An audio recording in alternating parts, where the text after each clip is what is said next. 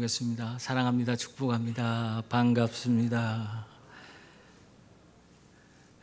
미국의 대부흥사이고 우리나라에는 엑스플로 74때 집회를 인도했던 그런 빌리 그레함 목사님이 계십니다. 이 빌리 그레함 목사님이 예수 재림에 대해서 그의 책에서 이런 이야기를 했어요. 찰스 웨슬리는 7,000개의 찬송가를 썼는데 그중 5,000개의 찬송가에 그리스도의 재림의 내용을 담았고, 엘리자베스 2세의 대관식을 주관했던 캔터베리 대주교는 왕관을 그녀의 머리 위에 얹으며 오 여왕 전하, 제가 이 왕관을 드리오니 마땅히 쓸 권리를 가지신 분이 돌아오실 때까지 전하께서 쓰시옵소서 하고 말했다고 이렇게 전해주고 있습니다. 우리 믿음의 선배들은 이 이야기처럼 그만큼 이전 재림에 대한 그런 소망을 가지고 매 순간 살았다는 것을 이런 내용을 통해서 우리는 알 수가 있는 것입니다. 여러분, 우리가 성도라면 이처럼 매 순간 우리에게 주어진 모든 삶의 자리에서 예수 그리스도께서 다시 오시는 이 예수님의 재림에 대한 소망을 가지고 우리가 매일 매 순간 살아가야 하는 줄 믿습니다. 한 유명한 칼럼니스트가 오늘의 세상에 대해서 이런 비관적인 이야기를 했어요. 세상은 무질서하고 위험하며 통제할 수 없는 것이 분명하다, 그렇게 이야기를 했습니다. 그러면서 이러한 세상을 누가 질서를 회복시킬 것인가, 누가 핵 위험을 막아줄 수 있겠는가, 누가 에이즈와 우리 시대의 다른 전염병을 박멸시킬 수 있는가, 누가 홀로 세상을 통치할 수 있을 것인가. 그 유일한 해결책은 예수 그리스도라, 이렇게 말했습니다. 여러분, 이처럼 예수 그리스도의 재림으로 세상은 모든 무질서와 핵과 전염병으로부터 자유케 되는 줄 믿습니다. 또한 주님이 재림하시면 믿는 자들의 억울함까지도 다 해결되는 그런 은혜가 주어지는 줄 믿습니다.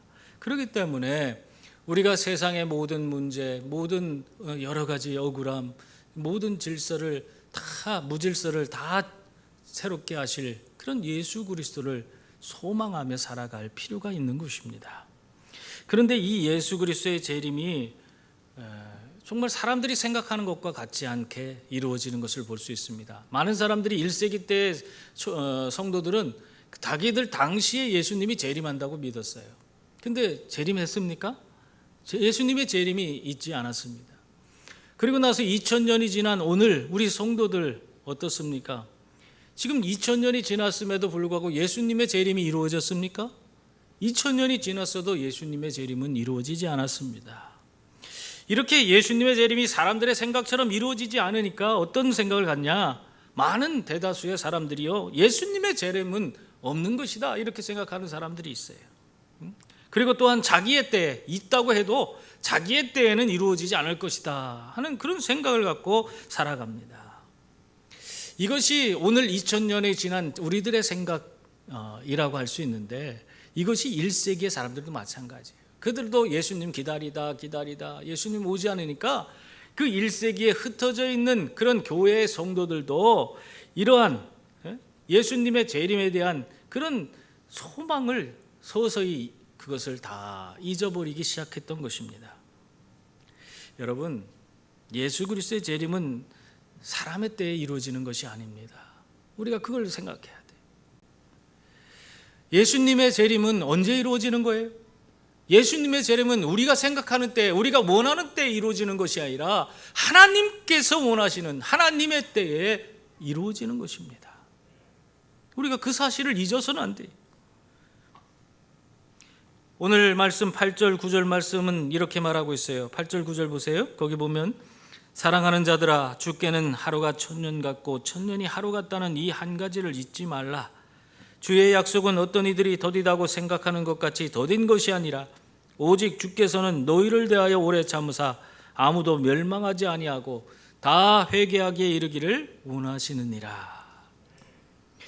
오늘 이 말씀에서 9절 말씀, 특히 9절 말씀을 보면은 주의 약속은 어떤 이들이 더디다고 생각하는 것처럼 생각하는 것 같이 더딘 것이 아니다, 그렇게 말하고 있습니다. 그 이유에 대해서 사람의 시간 개념과 하나님의 시간 개념이 다르기 때문에, 그렇기 때문에 이러한 우리의 생각, 우리의 뜻대로 되는 것이 아니다. 하나님의 시간에 대해서 오늘 말씀은 뭐라고 하고 있습니까? 하루가 1000년 같고 1000년이 하루 같다고 그렇게 말씀하고 있어요. 이렇게 하나님의 시간 개념은 우리의 시간 개념과는 상당한 그런 차이를 보이고 있는 것입니다. 그래서 1차적으로 예수님의 재림 시간이 사람들이 생각하는 시간과는 너무나 우리가 생각하는 시간과는 너무나 다른 그런 차이가 있다 하는 것을 말해주고 있는 것입니다.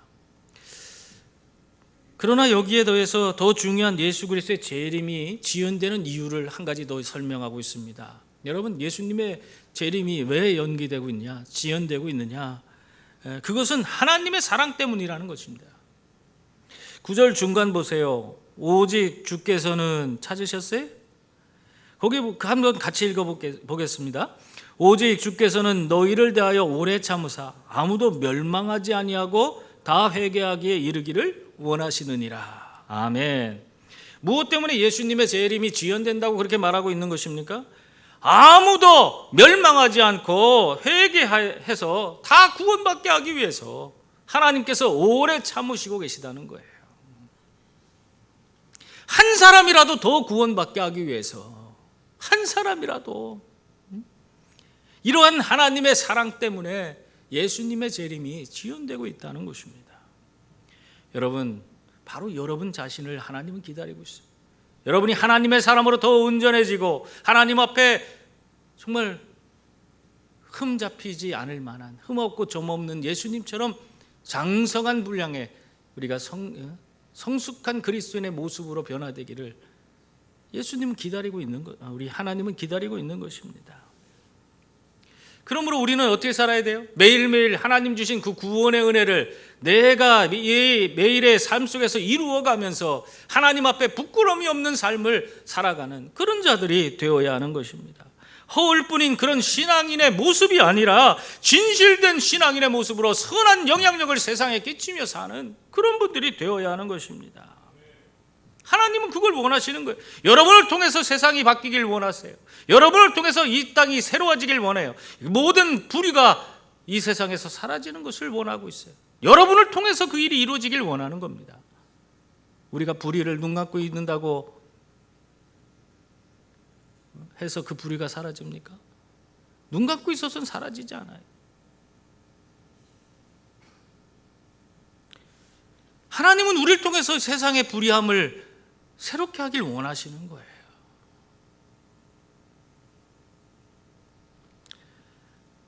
그러나 우리가 잊지 말아야 할 것이 있습니다. 그렇다고 해서 예수님의 재림의 날이 영원토록 오지 않는 그런 일이 주어진다는 것은 아니라는 사실입니다. 10절 말씀 보세요. 거기 보면 그러나 주의 날이 도둑같이 오리니 그날에는 하늘이 큰 소리로 떠나가고 물질이 뜨거운 물에 부러지고 땅과 그 중에 있는 모든 일이 드러나리로다. 그렇게 말씀하고 있습니다. 하나님의 시간이 하루가 1000년 같고 1000년이 하루 같다고 해서 예수님의 재림이 없는 것은 아니라는 거예요. 오늘 베드로는 예수님의 재림이 어떻게 주어진다고 말하고 있습니까? 그날이 도적같이 임한다. 주의 날이 도적같이 임한다. 그렇게 말하고 있습니다. 여러분, 예수님의 재림의 날은 내가 예측할 수 있는 그런 날은 아닙니다. 예전에 제가 어렸을 때에 저희 동네에 보면은 대문을 닫아놓고 사는 집들이 거의 없었어요. 대문이 아예 없는 집이 더 많아요. 주변에 우리 옆집도 대문이 없었고 그 옆집도 대문이 없었어요. 대문을 있어봤자 필요도 없으니까 대문을 달지도 않았어요. 우리 집은 그래도 담을 잘 쳐놨기 때문에 대문이 있었습니다. 그런데 그런 참 어떻게 보면 서로가 형편이 어렵기 때문에 서로 훔쳐갈 것도 없으니까 다 열어놓고 살아도 별 문제가 없었던 것 같아요. 그런데 그런 시절에 저희 집에 도둑이 든 적이 있습니다. 어떻게 알았는지 사람들이 다 외출했을 때에 그때 도둑이 틈타서 집안에서 정말 값 나가는 것들을 몰래 훔쳐갔어요. 쌀도 훔쳐가고 저희 어머니가 그날 많이 속상했지만은 그 훔쳐간 도둑을 잡을 수는 없었습니다. 그런데 만약에 그 도둑이 언제 올 줄을 우리가 알고 있었다면, 우리 집에 언제 그 도둑이 오는지를 다 알고 있었다면 우리는 어떻게 했겠습니까? 우리 가족들이 집을 비우고 외출했겠습니까? 그렇지 않을 거예요. 다 이리저리 숨어서 몽둥이 들고 요놈 오기만 해봐라 하면서 기다리고 있었을 거 아닙니까? 여러분들도 만약에 도둑이 오는 그 시간을 안다면 여러분들도 마찬가지 아니? 그런데 도둑은 자신이 언제 올지 우리들에게 알려주지 않습니다. 내가 방심하고 있을 때, 모든 것을 잊고 안일한 그런 삶을 살고 있을 때에, 그때에 도둑이 틈을 타는 거예요. 여러분, 도둑이 들어와서 도둑질하고 난 그 뒤에 우리가 아무리 후회해도 소용이 없습니다. 그때는 이미 다 늦어버렸기 때문에 그렇습니다. 오늘 베드로는 예수님의 재림이 바로 이와 같다고 말씀하고 있어요. 도둑이 오는 것처럼 아무도 알지 못하는 때에 예수님의 재림이 임한다고 말씀하고 있는 것입니다. 예측도 할 수 없고 아마 이미 예수님이 재림한 다음에는 후회해도 소용없는 그런 것이라는 거, 예수님의 재림이라는 것은. 그래서 예수님도 마태복음 24장 42절에서 44절 말씀을 보면 이런 말씀을 하고 있어요. 그러므로 깨어있으라. 어느 날에 너희 주가 임할는지 너희가 알지 못함이니라. 너희도 아는 바니 만일 집주인이 도둑이 어느 시각에 올 줄 알았더라면 깨어있어 그 집을 뚫지 못하게 하였으리라. 이러므로 너희도 준비하고 있으라. 생각하지 않은 때에 인자가 오리라. 아멘. 여러분, 예수님도 도둑같이 온다고 분명히 말씀하시면서 우리더러 뭐라고 하겠어요? 준비하고 있으라. 생각하지 않은 때에 인자가 오리라. 그러니까 언제나 깨어서 예수 그리스도의 재림을 준비하는 성도들이 되라. 그렇게 말씀하고 있는 것입니다. 여러분, 이것이 얼마나 중요한 건지 몰라요. 1945년에 일본 히로시마에 원자폭탄이 투하됐습니다. 근데 원자폭탄이 떨어지기 전에 미군들이 얼마나 많이 삐라를 뿌려서 거기 있는 히로시마 사람들을 그곳을 다 비우라고, 50리 밖으로 도망치라고 그렇게 해서 다 홍보를 했어요. 히로시마 밖에 50리 밖으로 더 도망치라고 그렇게 홍보를 했어요. 수만 장, 수백만 장의 삐라를 뿌렸어요. 근데 거기에 그것을 다 사람들이 봤음에도 불구하고 그 히로시마 사람들은 설마 그런 일이 있겠는가 생각하고 안일하게 대처를 했습니다. 결국 1945년 8월 6일 원자폭탄이 히로시마에 떨어졌어요. 설마 그런 일이 있으리라 그렇게 생각하던 사람들이 그때 얼마나 큰 피해를 입고 수많은 사람들이 죽어나갔는지 모릅니다. 삽시간에 히로시마가 원자폭탄이 떨어지고 어떻게 됐어요? 잿더미로 변했어요. 24만 명의 그런 히로시마 시민들 가운데 14만 명이 그 자리에서 죽고 나머지도 원폭 피해자로 평생을 고통 속에 살아가야만 하게 되었습니다. 설마 했던 일이 정말 벌어진 거예요. 여러분, 이렇게 예수 그리스도의 재림의 날에 대해 우리가 깨어있지 못한다면 어떻게 되겠습니까? 우리 또한 이렇게 상상할 수도 없는 엄청난 일을 경험하게 될 것입니다. 노아 시대에 하나님의 심판이, 물로서 심판이 이른다고 하는 그런 선언이 그 땅의 사람들에게 주어졌습니다. 그럼에도 불구하고 그 땅의 사람들은 그것을 비웃으면서 먹고 마시고 장가들고 시집가면서 그들이 정신줄 놓고 살다가 허랑방탕하게 살다가 다 멸망당하고 말았습니다. 이러한 모습이 우리들의 모습이 되지 않도록 우리는 항상 경각심을 가지고 신앙인의 모습으로 정말 언제나 열심을 다해 최선을 다해 살아가는 그런 분들이 되어야 합니다. 그러므로 성도님들, 우리 믿음의 성도들은 끝까지 믿음을 지키고 깨어 기도하면서 때를 얻든지 못 얻든지 복음을 전파하고 예수님의 재림을 기다리는 그런 성도들이 다 될 수 있기를 바랍니다. 이렇게 생각하지 못하던 날에 예수님이 재림하시지만 재림 시에는 엄청난 일이 벌어져요. 그것이 무엇입니까? 오늘 말씀 보니까 먼저 하늘이 큰 소리로 떠나가고 물질이 뜨거운 물에 풀어지는, 한마디로 말하면 우주 대격변의 그런 놀라운 현상이 벌어진다는 그 말씀을 우리에게 들려주고 있어요. 왜 그러냐? 이 세상의 창조주시요 이 세상에 이제는 마지막 때에 심판주로 임하시는 우리 예수 그리스도께서 이 땅에 오시기 때문에 그렇습니다. 그렇기 때문에 이 세상이 다시 격변을 하는 거예요. 엄청난 일이 벌어지는 거예요. 그리고 두 번째는 어떤 일이 벌어집니까? 땅과 그 중에 있는 모든 일이 다 드러나게 된다, 그렇게 말씀하고 있습니다. 이 땅의 심판주로 재림하시는 예수님 앞에서 세상의 모든 것은 다 감출 수가 없어요. 다 드러나게 돼 있다, 그 말씀하고 있는 것입니다. 여러분, 숨긴다고 숨겨집니까? 우리 주님 앞에서 숨길 수가 없는 것입니다. 그러므로 이러한 예수 그리스도의 재림이 주어지기 전에 진실한 성도로서 삶을 살아가는 그런 분들이 다 되어야 합니다. 허울 좋은 이름뿐인 그런 그리스도인의 모습이 아니라 예수 그리스도 안에서 진정한 신앙인의 모습으로 우리가 변화되어서 정말 하나님과 함께 동행하며 매 순간 나아가는 그런 성도들이 되어야 하는 것입니다. 그렇다면 이 예수 그리스도의 재림이 주어지기 전에 우리 성도들은 어떤 사람이 되어야 하냐? 오늘 베드로는 어떤 사람이 되어야 하는가? 그걸 11절에서 13절 말씀에서 우리에게 말씀해 주고 있습니다. 우리 한번 11절부터 13절까지 함께 봉독하겠습니다. 이 모든 것이 이렇게 풀어지리니 너희가 어떤 사람이 되어야 마땅하냐? 거룩한 행실과 경건함으로 하나님의 날이 임하기를 바라보고 간절히 사모하라. 그날에 하늘이 불에 타서 풀어지고 물질이 뜨거운 물에 녹아지려니와 우리는 그의 약속대로 의가 있는 새하늘과 새 땅을 바라보도다. 아멘.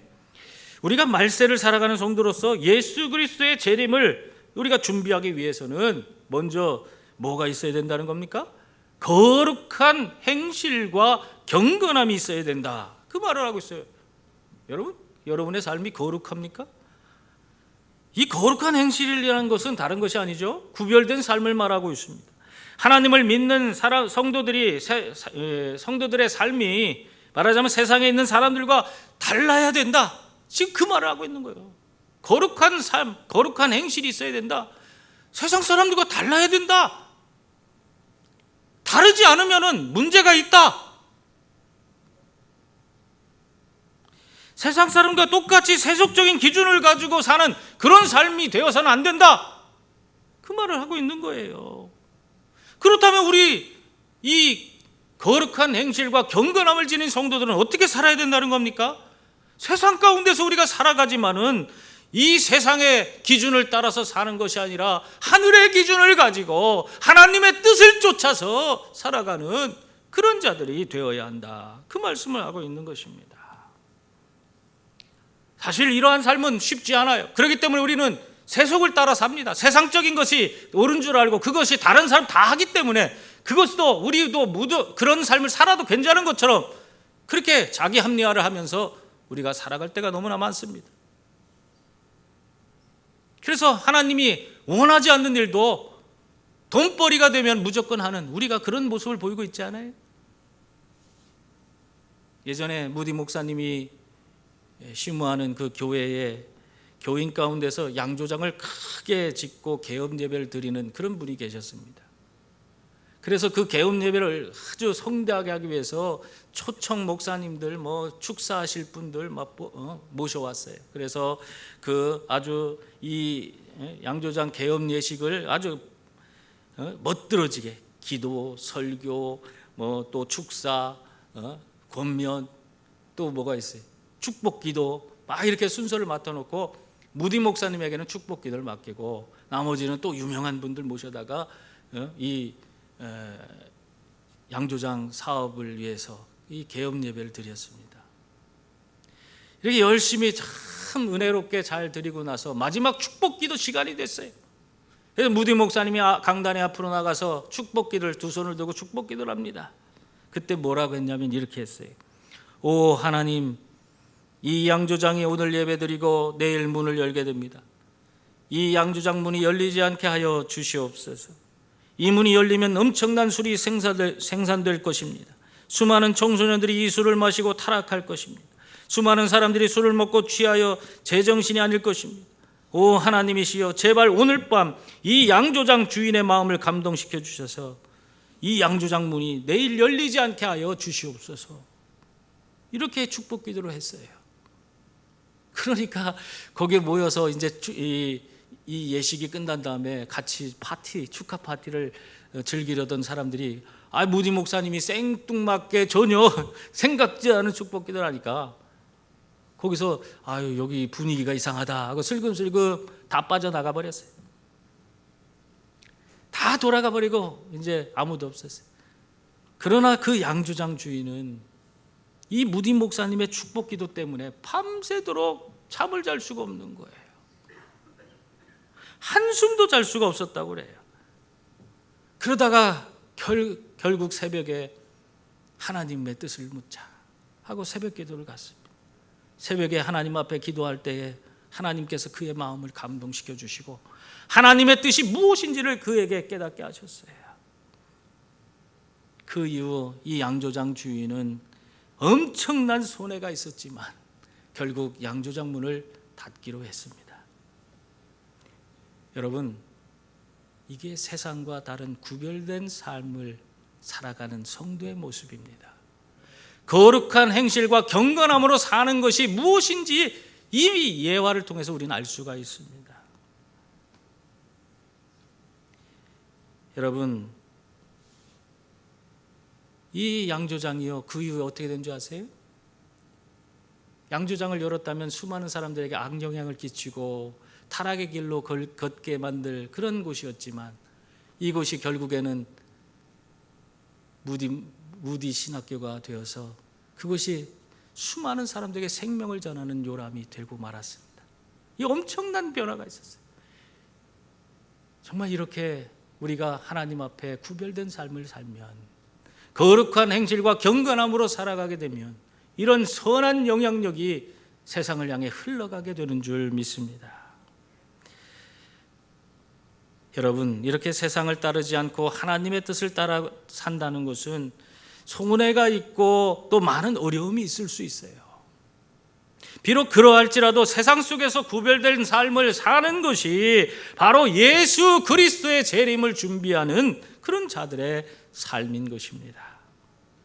또한 예수 그리스도의 재림을 준비하는 성도들은요, 하나님의 날이 임하기를 간절히 사모하는 그런 자들입니다.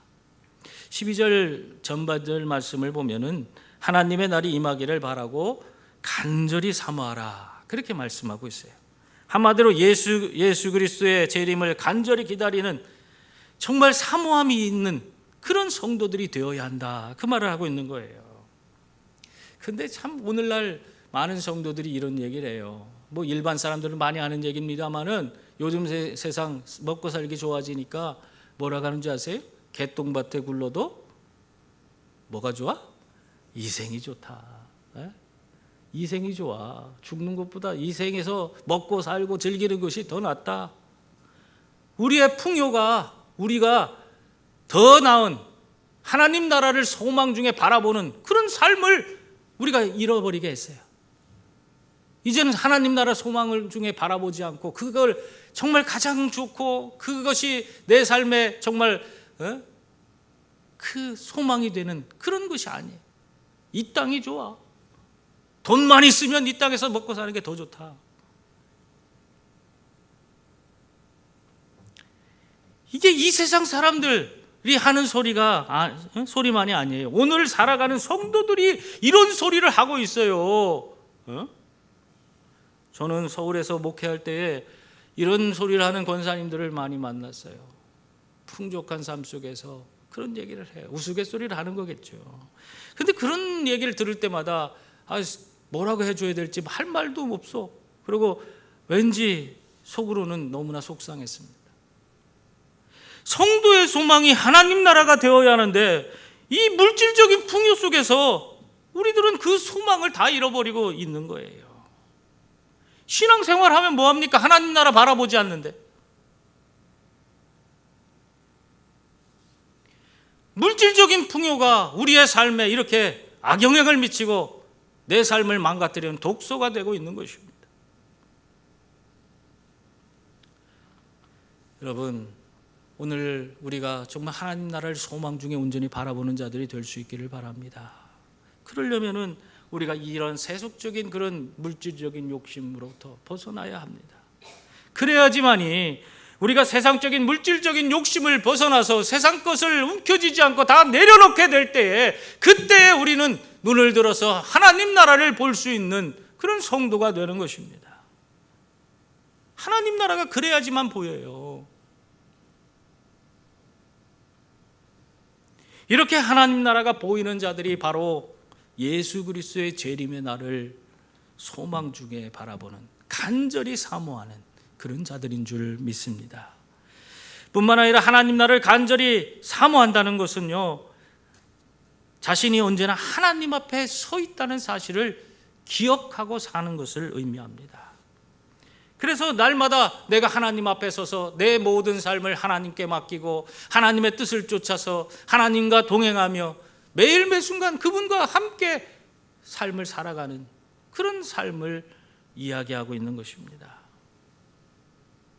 여러분은 정말 이 예수 그리스도의 재림의 날, 하나님의 날을 간절히 사모하고 있습니까? 이런 간절함이 있는 사람이 정말 이 세상에 아무리 어려운 그런 놀라운 그런 격변이 일어나고 이 세상에 하늘이 불에 타고 뜨거운 물에 다 이 땅에 있는 것이 녹아진다 할지라도, 그러니까 어떠한 시련과 어떠한 어려움이 있을지라도 그거에 연연하지 않고 새하늘과 새 땅, 그 하나님 나라를 소망 중에 바라보고 나아갈 수 있는 것입니다. 이사야서 65장 17절 말씀해 보면, 보라 내가 새하늘과 새 땅을 창조하리니 이전 것은 기억되거나 마음에 생각나지 않을 것이라 분명히 말씀하고 있어요. 우리가 바라보는 하나님 나라, 새하늘과 새 땅은 어떤 나라입니까? 너무너무 좋은 나라예요. 이전 것이 생각나지 않을 정도로 이 땅에서의 이 개똥밭에 굴러도 이색이 좋다, 그렇게 내가 노래를 부르던 이 땅이 전혀 생각나지 않는 너무너무 아름답고 좋은 것이 하나님 나라라고 그렇게 말씀하고 있어요. 더군다나 그곳은 의가 있는 곳이다, 그렇게 말하고 있습니다. 오늘 13절에 보면은 우리는 그의 약속대로 의가 있는 곳인 새하늘과 새 땅을 바라보도다, 그렇게 말씀하고 있어요. 불의와 부정이 난무하는 이 땅, 이 세상과는 완전히 다른, 언제나 하나님의 의가 이루어지는 억울함이 없는 곳, 그곳이 바로 새하늘과 새 땅이다. 예수님의 재림하시는 그날에 우리는 우리의 눈물과 근심과 아픔과 걱정이 없는, 모든 것이 의롭게 억울함이 없는 그러한 새하늘과 새 땅에 거하게 되는 줄 믿습니다. 그러므로 이러한 예수님의 재림에 대한 소망을 가지고 오늘도 하나님 앞에서 거룩한 행실과 경건함으로 살아가시는 성도들이 될 수 있기를 바랍니다. 또한 하나님의 날인 예수 그리스도의 재림의 날을 간절히 사모하며 세상을 이기고 승리하는 그런 성도들이 될 수 있기를 바랍니다. 그것이 바로 말세의 성도들이 알아야 할 그런 일입니다. 기도하겠습니다.